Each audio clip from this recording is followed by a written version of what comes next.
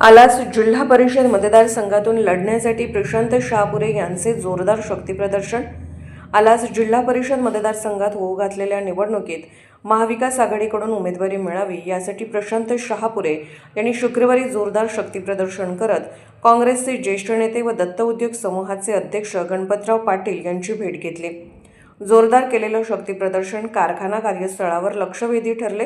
यावेळी गणपतराव पाटील व प्रशांत शहापुरे यांच्यात उमेदवारी संदर्भात सविस्तर चर्चा झाली आहे। आलास नगर परिषद मतदारसंघ हा परंपरेने काँग्रेसचा हक्काचा मतदारसंघ मानला जात असून यंदाच्या निवडणुकीसाठी प्रशांत शहापुरे हे काँग्रेसकडून प्रबळ दावेदार म्हणून मतदारसंघात चर्चेत आहेत।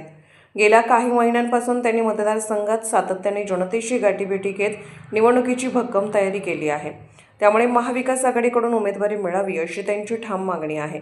जिल्हा परिषद व पंचायत समिती निवडणुकांसाठी आजपासून नामनिर्देशन अर्ज दाखल करण्यास सुरुवात झाली असली तरी महाविकास आघाडीकडून अद्याप कोणत्याही उमेदवाराची अधिकृत घोषणा झालेली नाही। या पार्श्वभूमीवर शुक्रवारी सकाळी मोटरसायकल रॅलीद्वारे जोरदार शक्तीप्रदर्शन करत प्रशांत शहापुरे समर्थकांसह श्री दत्त साखर कारखान्याच्या कार्यस्थळी पोहोचले आणि गणपतराव पाटील यांची भेट घेतली। या भेटीदरम्यान प्रशांत शहापुरे यांच्या सोबत आलेल्या ज्येष्ठ शिष्टमंडळासह युवक कार्यकर्त्यांनी गणपतराव पाटील यांच्याकडे प्रशांत शहापुरे यांना उमेदवारी देण्याची जोरदार मागणी केली।